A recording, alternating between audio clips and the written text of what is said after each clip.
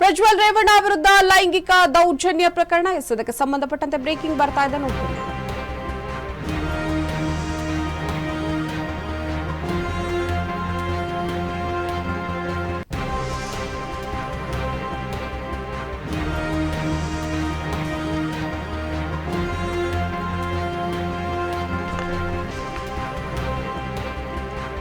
ಪ್ರಜ್ವಲ್ ರೇವಣ್ಣ ವಿರುದ್ಧ ಲೈಂಗಿಕ ದೌರ್ಜನ್ಯ ಪ್ರಕರಣ ವಕೀಲ ದೇವರಾಜ್ ಗೌಡಗೆ ಮತ್ತೆ ಎಸ್ಐಟಿ ನೋಟಿಸ್ ಅನ್ನ ಜಾರಿ ಮಾಡಿದೆ.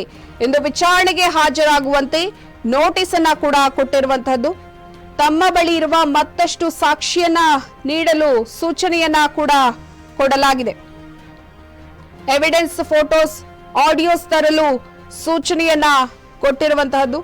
ಮತ್ತೊಂದೆಡೆ ಕಾರ್ತಿಕ್ ಗೌಡಗೂ ನೋಟಿಸ್ ಅನ್ನ ಇದೀಗ ಜಾರಿ ಮಾಡಿದ್ದಾರೆ.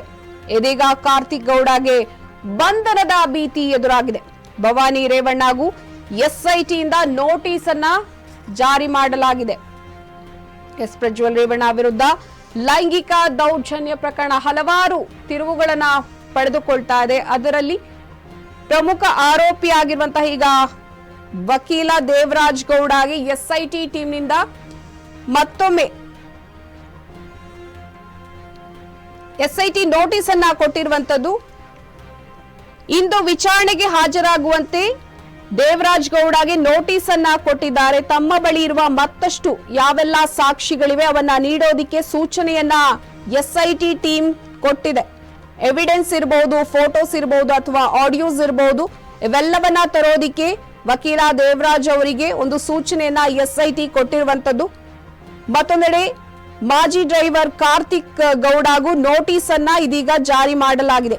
ಇದೀಗ ಕಾರ್ತಿಕ್ ಗೌಡಗೆ ಒಟ್ಟಾರೆ ಬಂಧನದ ಭೀತಿ ಎದುರಾಗಿದೆ.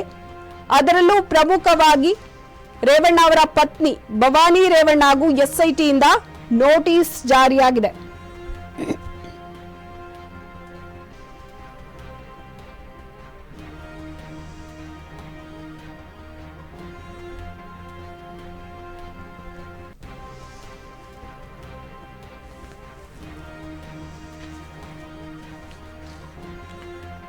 ರೇವಣ್ಣ ಜಾಮೀನು ಅರ್ಜಿ ವಿಚಾರಣೆ ಇದೀಗ ಮುಂದೂಡಿಕೆ ಆಗಿರುವಂತದ್ದು. ಮಧ್ಯಾಹ್ನ 2:45ಕ್ಕೆ ಜಾಮೀನು ಅರ್ಜಿ ಮುಂದೂಡಿಕೆ ಆಗಿರುವಂತದ್ದು.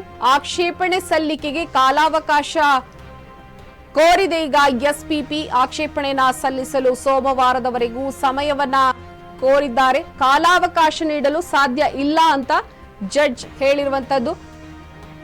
ಆಕ್ಷೇಪಣೆ ಸಲ್ಲಿಸಿ ವಾದ ಮಂಡಿಸಲು ಕೋರ್ಟ್ ಸೂಚನೆಯನ್ನ ಕೊಟ್ಟಿದೆ.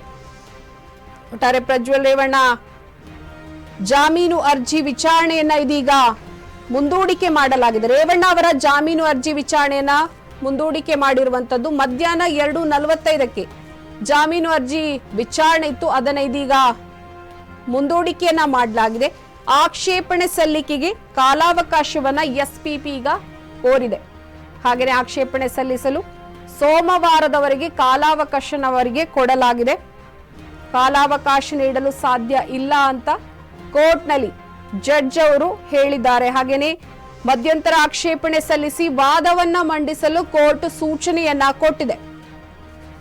ಪ್ರಜ್ವಲ್ ರೇವಣ್ಣ ವಿರುದ್ಧ ಲೈಂಗಿಕ ದೌರ್ಜನ್ಯ ಪ್ರಕರಣಕ್ಕೆ ಸಂಬಂಧಪಟ್ಟಂತೆ ಒಂದು ಕಡೆ ವಕೀಲರಾಗಿರುವ ದೇವರಾಜ್ ಗೌಡಗೆ ನೋಟಿಸ್ ಕೊಟ್ಟಿರುವಂತದ್ದು. ಹಾಗೇನೆ ಮಾಜಿ ಡ್ರೈವರ್ ಕಾರ್ತಿಕ್ ಅವರಿಗೂ ಕೂಡ ನೋಟಿಸ್ ಅನ್ನ ಜಾರಿ ಮಾಡಿದೆ.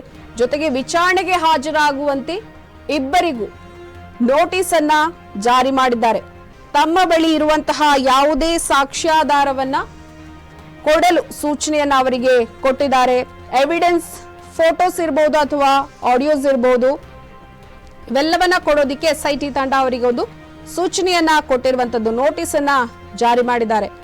ಮತ್ತೊಂದು ಕಡೆ ಅಜ್ಞಾತ ಸ್ಥಳದಲ್ಲಿರುವಂತಹ ಕಾರ್ತಿಕ್ ಗೌಡಗೆ ಮತ್ತೊಂದು ಕಡೆ ನೋಟಿಸ್ ಅನ್ನ ಕೊಟ್ಟಿದ್ದಾರೆ. ಅವರಿಗೆ ಒಂದು ಕಡೆ ಬಂಧನದ ಭೀತಿ ಕಾಡ್ತಾ ಇದೆ. ತದನಂತರ ಭವಾನಿ ರೇವಣ್ಣಗೂ ಎಸ್ಐಟಿಯಿಂದ ನೋಟಿಸ್ ಅನ್ನ ಜಾರಿ ಮಾಡಲಾಗಿದೆ. ಹಾಗೆ ರೇವಣ್ಣ ಜಾಮೀನು ಅರ್ಜಿ ನಿನ್ನೆ ಕೂಡ ಇತ್ತು, ಇವತ್ತು ಕೂಡ ಮಧ್ಯಾಹ್ನ 2:45ಕ್ಕೆ ಇದೀಗ ಮುಂದೂಡಿಕೆ ಆಗಿರುವಂತಹದ್ದು. ಆಕ್ಷೇಪಣೆ ಸಲ್ಲಿಕೆಗೆ ಎಸ್ಪಿಪಿ ಒಂದು ಕಾಲಾವಕಾಶವನ್ನ ಕೇಳಿದ್ದಾರೆ. ಆಕ್ಷೇಪಣೆ ಸಲ್ಲಿಸಲು ಸೋಮವಾರದವರೆಗೆ ಸಮಯವನ್ನ ಕೊಡಲಾಗಿದೆ. ಕಾಲಾವಕಾಶ ನೀಡಲು ಸಾಧ್ಯ ಇಲ್ಲ ಅಂತ ಕೋರ್ಟ್ನಲ್ಲಿ ಜಡ್ಜ್ ಹೇಳಿದ್ದಾರೆ. ಮಧ್ಯಂತರ ಆಕ್ಷೇಪಣೆ ಸಲ್ಲಿಸಿ ವಾದವನ್ನ ಮಂಡಿಸಲು ಕೋರ್ಟ್ ಸೂಚನೆಯನ್ನ ಕೊಟ್ಟಿರುವಂತದ್ದು.